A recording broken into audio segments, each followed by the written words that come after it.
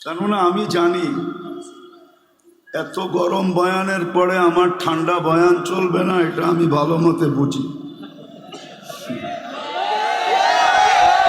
কিন্তু আমিও অপারক, দুনিয়াটা ঘুরতে ঘুরতে ঠান্ডা হয়ে গেছে।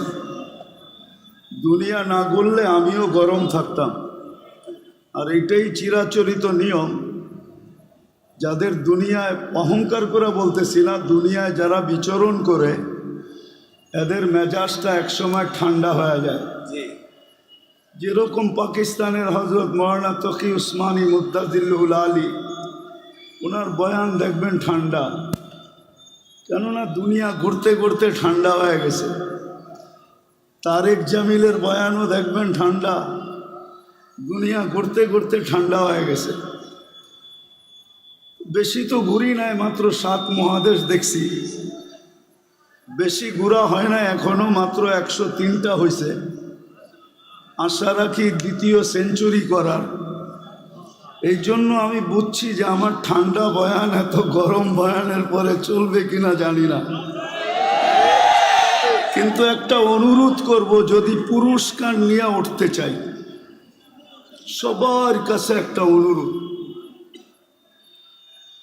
কেননা সিরাতুন নবী মাহফিল, পুরস্কার নিয়ে যদি বাড়িতে ফিরতে চাই, তাইলে যতটুকু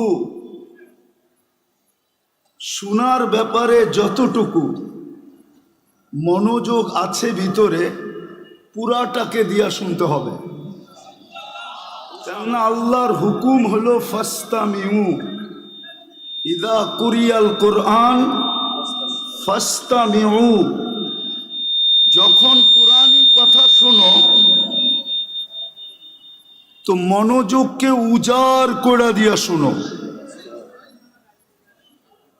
দ্বিতীয় আরেকটা আনসিতু, পরিবেশটাকে বিলকুল নিঝুম বানাইতে হবে, তাইলে 2টা পুরস্কার নিয়ে উঠতে পারবো। আর না হইলে কতক্ষণ হইহুল্লা হবে, যার যার মতে চলে যাব, পুরস্কার নিয়ে বাড়িতে ফিরতে পারবো না। আর দুটেই কিন্তু আল্লাহর হুকুম। আমি একটু বিবেকের পর্দা খুলতে চাই যে আজকে মুসলমানের এই দুরবস্থা কেন। সারা দুনিয়া যদি পর্যালোচনা করি, শুধু বাংলাদেশ নিয়ে তো দুনিয়া না, এটা একটা উম্মত, উম্মতে মুহাম্মদ সাল্লাল্লাহু আলাইহি ওয়াসাল্লাম। আপনি জানেন না এই উম্মতের দাম কত? এই উম্মত কয়বার আল্লাহর কুদরতি হাতে বাছাই হয়েছেন, এটা আমাদের জানা নাই। এই উম্মত আল্লাহর পক্ষ থেকে কত ফ্যাসিলিটি পাইছেন, এটাও আমাদের অ্যানালাইসিস নাই। একটা উদাহরণ দেই, এই উম্মতের 80 বৎসরের ব্যক্তি যদি মারা গেল, আর 80 বৎসর দুনিয়াতে থাকার পরে যদি চলে গেল, আর আল্লাহ যদি জিজ্ঞাসা করলো কতদিন ছিলে, তো বলল 80 বৎসর ছিলাম। আল্লাহ যদি জিজ্ঞাসা করে কি নিয়ে আসলা, তো সে বুক ফুলাইয়া বলতে পারে যে এক রাত্রই তো 83 বৎসর ছিল। 80 থেকে 80 বাদ দিয়া দেন, তারপরও তো আমি আপনার কাছে 3 বৎসরের পাওনা আছি, আপনি আমার কাছে কোত্থেকে পাবেন? বলার সুযোগ আছে না নাই? কার কারণে পাইলেন? মুহাম্মাদুর, পুরাটা পড়েন, পুরাটা মুহাম্মাদুর, পুরাটা পড়লে 120 নেকি পাবেন। আর যদি পুরাটা না পড়েন, শুধু মুহাম্মদ বলা, এটা মালিকি মযহাবের সবচেয়ে বড় বেয়াদবি। আপনি কিতাব উঠায় দেখেন, হয়তো বলবেন রসুল্লাহ, নাইলে বলবেন মুহাম্মাদুর। মুহাম্মদ সাল্লাল্লাহু আলাইহি ইসলাম বলা বেয়াদবি। আল্লাহ বন্ধুকে কখনো নাম ধরে ডাকেন নাই। কোরআনে উঠান, কোথাও ইয়া মুহাম্মদ বলে আল্লাহ সম্বোধন করেন নাই।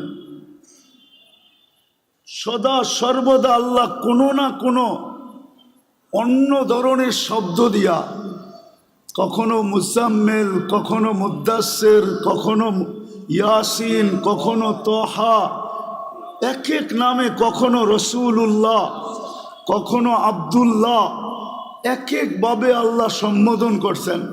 কিন্তু ডাইরেক্ট নাম নিয়েও ডাকেন নাই, নাম নিয়েও সম্বোধন করেন নাই। যাক, যেটা বুঝাইতেছিলাম, আমরা তো আমাদের দামও জানি না। তো আজকে এই উম্মতের এই দুরবস্থা কেন? সারা দুনিয়া যদি পর্যালোচনা করি তো উম্মতে মুহাম্মদের এই দুরবস্থা কেন আজকে? আমি একটা উদাহরণ দিই। আমি চিল্লানে বিশ্বাসী না, রাগ হয়েন না, পায়ে হাত রাখি। আমি তো যুক্তি তর্কতে বিশ্বাসী, বাস্তবে বিশ্বাসী। আমাদের যদি দুরবস্থা না হইতো, গত অক্টোবর থেকে নিয়ে এই অক্টোবর পর্যন্ত 2টা জাতিসংঘের বাৎসরিক সম্মেলন হলো, ঠিক না? গত অক্টোবরে একটা, এই অক্টোবরে একটা, ঠিক না? সত্য তো? গত অক্টোবরে কেউ গেছিল প্লেন ঘোড়া, এই অক্টোবরে কেউ গেছেন 60 জন 8 জন নিয়ে গেছেন। তো দুনিয়ার 60টা মুসলিম দেশের কর্ণধাররা ছিল, দেশের পরিচালকরা ছিল। হুজুর মাইকের দিকে চেয়ে লাভ নাই, এটা লিপ টাচ, আমি এটা চিনি। কানেরটা দিতে বলেন, ডাইনে গেলে আওয়াজ টানবে না, বামে গেলে আওয়াজ টানবে না। ওয়াজ শুনতে হলে ধ্যান লাগে, মনোযোগ লাগে, আর কনসাল্ট শুনতে হলে আওয়াজ লাগে। কেননা কনসাল্টে আওয়াজ ছাড়া যুবকদের কোমরে শক্তি আসে না, আর যে গায় ও মজা পায় না, আর যে নাচে ওরও শক্তি আসে না। আমরা জানি এগুলা। কনসাল্টে আওয়াজ লাগে, ওয়াজে মনোযোগ লাগে। এই জন্য আল্লাহ ফাস্তামিউ বলছেন, নাইলে আল্লাহ বলতেন ড্যাগ যত পারো লাগাও, কিন্তু আল্লাহ তো ড্যাগের কথা বলেন না, ফাস্তামিউ বলছেন, মনোযোগ দিয়ে শুনেন। কনসাল্ট শুনতে শুনতে শুনতে শুনতে এখন ওয়াজ যারা শুনতে আসে ওরাও আওয়াজ চায়, কেন সারাদিনই তো কনসাল্ট শুনে, গান শুনে, নাইলে নাচ শুনে, নাইলে এটা শুনে।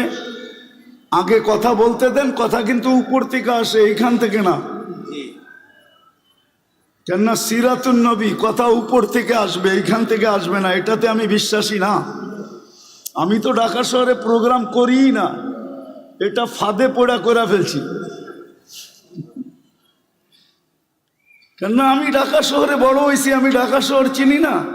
আমি মধুবাগ চিনি, এখনো আমি বলতে পারবো কয়টা পুরান ইটের বাড়ি ছিল আর কয়টা খালি ছিল, টিনের ঘর ছিল। আমি তো বড়ই হয়েছি এই এলাকায়। এই সমস্ত গলি সব আমার ডাঙ্গুটি খেলার গলি। কেননা আমি যখন গভর্নমেন্ট স্কুলে পড়তাম তখন এই সমস্ত এলাকায় আমি ডাঙ্গুটি খেলতাম, মার্বেল খেলতাম। আমি তো চিনি, হুজুররা না চিনলে কি হবে। আমি বড় হয়েছি এই ওই পাড়ে, চৌধুরীপাড়ায়। চৌধুরীপাড়া বেশি দূরে? হ্যাঁ, আমি তো বড়ই হয়েছি এখানে, আমি চিনি এটা। ঢাকা শহরে বড় হয়েছি, ঢাকা শহর চিনি। তো যেটা বলতেছিলাম যে 2টা সম্মেলন হলো, ধ্যান দিয়া বুঝার মতো, কিন্তু আমি সামনে যা বুঝাবো। 2টা বড় বড় সম্মেলন হলো, বাৎসরিক সম্মেলন। 60টা মুসলিম দেশের কর্ণধাররা ছিল। তার ভিতরে 4টা মুসলিম দেশের কর্ণধার ছিল যাদের টাকার চেয়ে বড় কোনো টাকা দুনিয়াতে নাই। কুয়েতের টাকার চেয়ে বড় কোনো টাকা দুনিয়াতে নাই। বাহরাইনের টাকার চেয়ে বড় কোনো টাকা দুনিয়াতে নাই। ওমানের টাকার চেয়ে বড় কোনো টাকা দুনিয়াতে নাই। ব্রুনাইয়ের টাকার চেয়ে বড় কোনো টাকা দুনিয়াতে নাই। কিন্তু 1 বৎসর 1 মাস, আজকে 17 থেকে 18 দিন ফিলিস্তিনের যুদ্ধ চলতেছে, ছোট একটা নিন্দা প্রস্তাব পাশ করতে পারে নাই। এইবার চিল্লান না কেন? 60টা মুসলিম দেশ মিলা।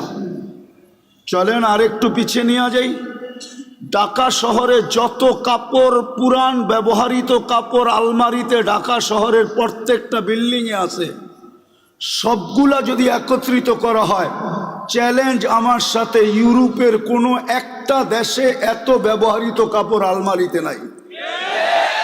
তাইলে বোঝা গেল মুসলমান সবচেয়ে বেশি কাপড় পরে। মুসলমানের কাছে সবচেয়ে বড় টাকা, সবচেয়ে বেশি পোশাক মুসলমান পরে।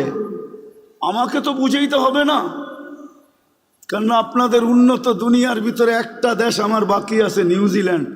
এটা ছাড়া বাকি সব শেষ, একাধিকবার শেষ। কোনো দেশ কিয়ামতের দিন বলতে পারবে না যে এই ব্যক্তি আমাদের এখানে আসে নাই। অহংকার করে বলতেছি না, সবচেয়ে বেশি কাপড় মুসলমান পরে, সবচেয়ে বেশি আইটেম মুসলমান খায়। মুসলমানের চেয়ে বেশি আইটেম দুনিয়ায় কেউ খায় না। মুসলমানের চেয়ে প্রসাধনী দুনিয়ার কেউ ব্যবহার করে না। চ্যালেঞ্জ আমার সাথে। মুসলমানের থেকে ব্র্যান্ড কেউ ব্যবহার করে না। সবার কাছে মোবাইল আছে, ব্র্যান্ডে যায়া ওর ওয়েবসাইটে যায়া জিজ্ঞাসা করেন তোমার ব্র্যান্ড সবচেয়ে বেশি কিনে কারা, ম্যাকডোনা সবচেয়ে বেশি খায় কারা, আরে বলেন না কেএফসি খায় কারা, সবচেয়ে বেশি মুসলমান। রাডু সবচেয়ে বেশি ব্যবহার করে কারা, দুনিয়ার রুলেক্স সবচেয়ে বেশি ব্যবহার করে কারা, সবচেয়ে বেশি ব্র্যান্ড মুসলমান ব্যবহার করে। আমি তো কোনো দেশে দেখি না যুবকরা, বাংলাদেশের যুবকরা যেরকম চুল কাটে, একজনকে জিজ্ঞাসা করেন নেটে না দেখা চুল কাটে কিনা। এইখানে যে দাঁড়ানো আছে সারা রাত্র নেটে ডিজাইন দেখে, তারপরে চয়েস করে, তারপরে স্ক্রিনশট দেয়, তারপরে সেলুনে নেওয়া যায়, সেলুনওয়ালা ডিজাইন দেখা পানি খায়া ঢোক গিলে তারপরে বলে 700 টাকা। জিজ্ঞেস করেন এদেরকে। 14 তারিখ তো আমি আমেরিকাতে দেখলাম, কিন্তু ঢাকা বাংলাদেশের মতো তো 14 তারিখ দেখলাম না। শুধু ফুল দেয়, ফুল দিলে তো মনকে বুঝাইতে পারতাম যে ফুল, তারপরে বিদায়। ফুল দেয়, হোটেলে খাওয়ায়, পার্সেল দেয়, পারে না কলিজা কাইটা বুনা করা তারপরে প্যাকেট করে দিয়া দিতে। তারপরে বলে আমাকে কমসে কম একবার হলেও লেখা দিও I.U। কিন্তু তারপরও তো 90 ভাগ শেখ খাওয়া। আমি তো বলি প্রশাসন দেশ সামলাবে কি? এরা তো সামাজিকতার কারণে মিছিল করে না। এরা যদি মিছিল করতো ডেলি প্রত্যেক বাড়ির সামনে, তাইলে আমাদের যে প্রশাসন আছে এটা যথেষ্ট ছিল না। এরা তো সামাজিকতার কারণে শুধু মিছিল করতে পারে না, নইলে প্রত্যেক বাড়ির সামনে যে মিছিল করতো, শেখকে এসে আমার ভাই অমুকের রক্ষা নাই, বাইরেও বাড়ির থেকে।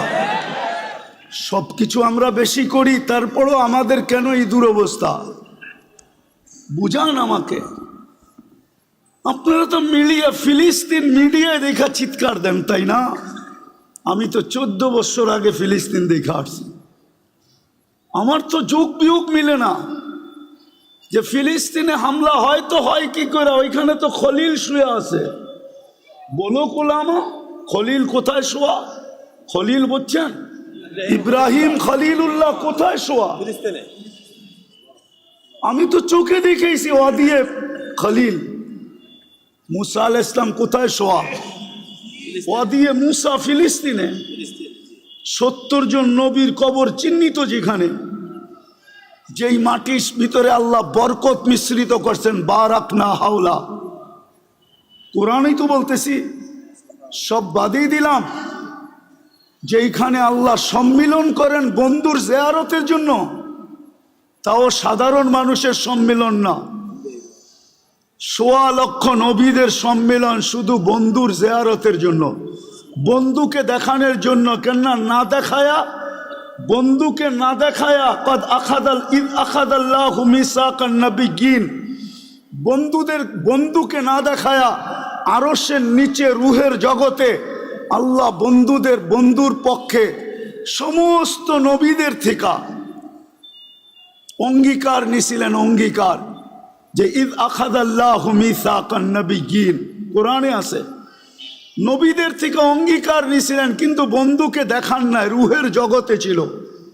আমার মনে হয় বাইতুল মুকাদ্দাসে সম্মেলন করছেন, যে রুহের জগতে তো অঙ্গীকার নিলাম, চেহারা তো দেখলে না, এইবার দেখো চেহারা আমি বন্ধু বানাইলাম তো বানাইলাম কিরকম।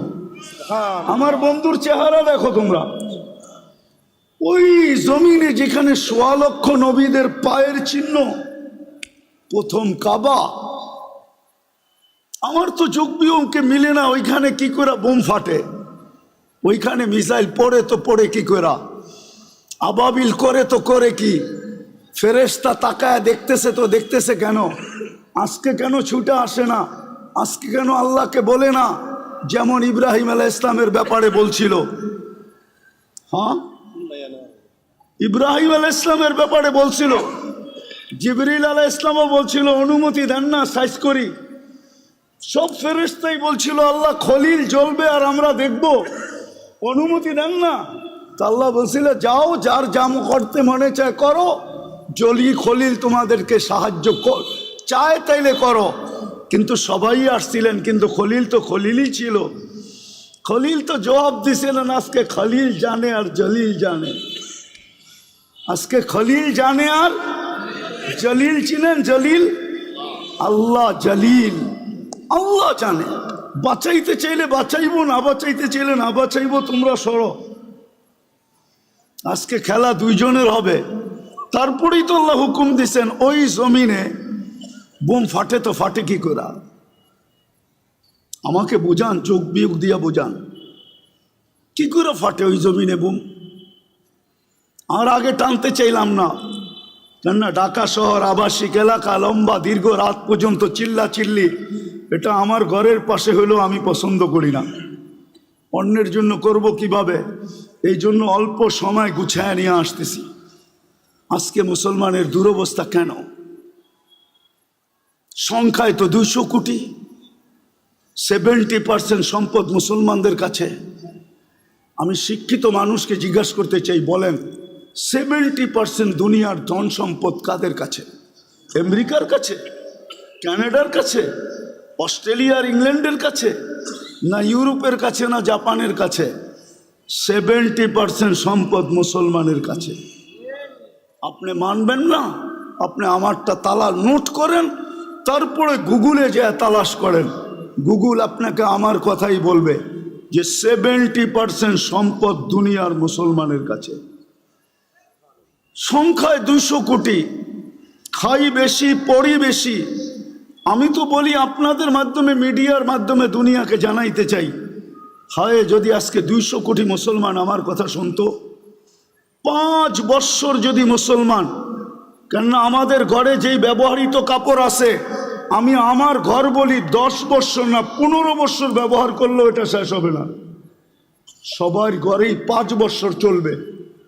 যেই ব্যবহৃত কাপড় ঘরে আছে, ওনার ঘরে নাই নাকি? 5 বৎসর চলবে না?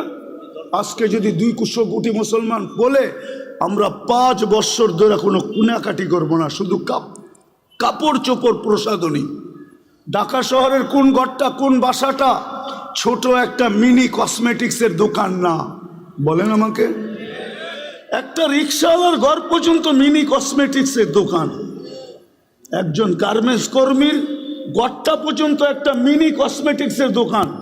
সে যদি বলে 5 বৎসর আমরা কোনো প্রসাধনী কিনবো না, 5 বৎসর কোনো কাপড় চোপড় কিনবো না, দুনিয়া সিধা হইতে সময় লাগবে না। 2 দিন পরে দেখবেন আপনাদের পায়ে সারা দুনিয়া পড়বে, ওদের সব ফ্যাক্টরি বন্ধ হয়ে যাবে। কিন্তু মানবে কে? তো যেটা বুঝাইতেছিলাম, দুরবস্থা কেন একটু ভাবেন। চিরদিন এইখানে থাকবেন? আপনাকে নির্বাচিত করছে কে মানুষ হিসাবে? আরে বলেন না, মানুষ হিসাবে কে নির্বাচিত করছে? নির্বাচক কে? নির্বাচন কমিশনার? কোন দল? কোন জনগণ?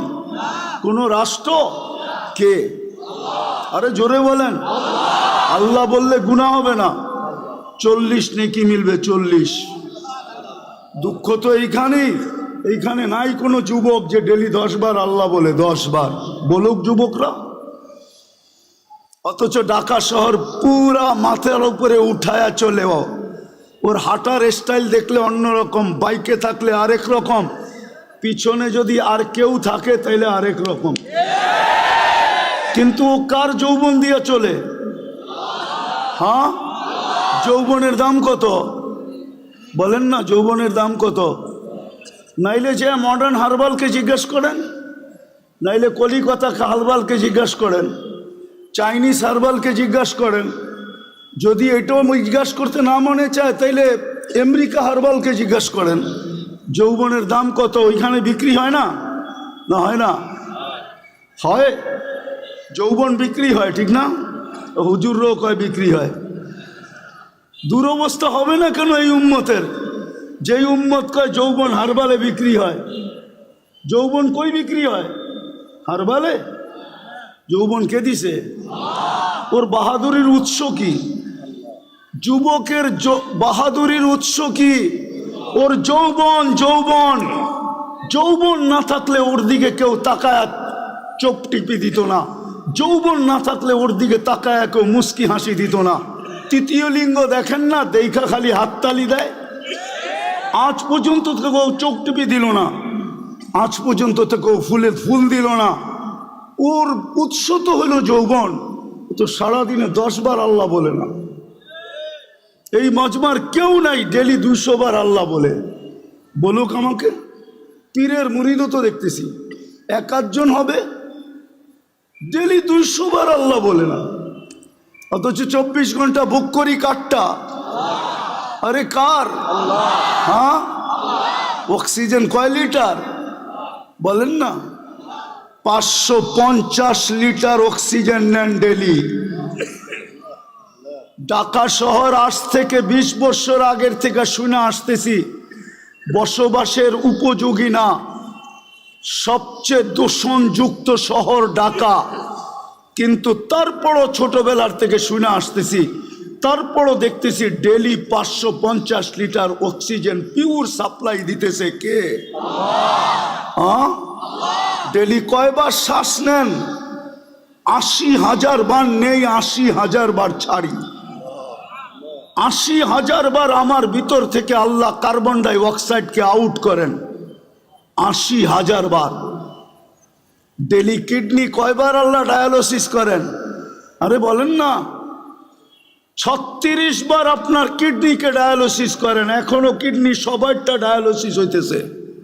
দাঁড়ায় আছে ওটটা হইতেছে, বৈশা আছে ওটটা হইতেছে, শুয়া আছে ওটটা হইতেছে। কিন্তু আপনাদের বিজ্ঞান বিজ্ঞান বিজ্ঞান। কিছু শিক্ষিত লোক আছে শুধু সারাদিন বিজ্ঞান নিয়ে থাকে। ওর বিজ্ঞানকে আমি জিজ্ঞাসা করি 7 দিন ডায়ালিসিস করে দেখাত, পুরা সপ্তাহ ডায়ালিসিস করে দেখাত। বিজ্ঞানের কাছে তো 7 দিন ডায়ালিসিস করার প্রসেসিং টেকনোলজি এখনো আসে নাই। বরং এখন ডাক্তার বলবে 7 দিন করাইতে হলে আর করার দরকার নাই, বাড়িতে রাখেন, যেই কদিন বাঁচে বাঁচুক, তারপরে মরা যাবে। 5 দিনের উপরে তো ডায়ালিসিস করতে পারে না। বিজ্ঞান বিজ্ঞান বলেন সারাদিন। 4 ঘন্টা তো লাগে একবার ডায়ালিসিস করতে, টাকা বাদই দিলাম। আমার আল্লাহ তো ডেলি ডায়ালিসিস করেন 40 মিনিটে একবার কমপ্লিট করেন, 40 মিনিটে। 24 ঘন্টায় 36 বার ডায়ালিসিস হয়, 200 বার তো আল্লাহ বলে না। একটু নিজের বিবেককে জিজ্ঞাসা করেন, কালকে এই মুখটা কি করে দেখাবেন আল্লাহকে? না যায়া বলবেন আমি আধুনিক ছিলাম, আমি এডুকেটেড। ওটাও তো আল্লাহ বলে দিছে তুই এডুকেটেড। এডুকেটেড তোকে বানাইলো কে? এই জন্যই তো এক জায়গায় আল্লাহ বলে আমা কুনতা মা আম্মাহিনা, তুই নিকৃষ্ট পানির ফোঁটা ছিলি না। ফামান জাআলাকা দামা, বল না তোকে রক্তে রূপান্তরিত কে করলো? ওমান জাআলাকা মুদগা, তোকে রক্তপিণ্ডতে রূপান্তরিত কে করলো? ওমান জাআলাকা ইযামা, তোর কঙ্কালটা কে বানাইলো? ওমান কাসা আলাইহি লাহমা, সুন্দর করে নিখুঁতভাবে চামড়ার গোশতের আবরণ কে চড়াইলো? আমা কুনতা সগীরা, তুই কি ছোট ছিলি না? ফামান কাব্বারাক, বল না তোকে বড় কে করলো?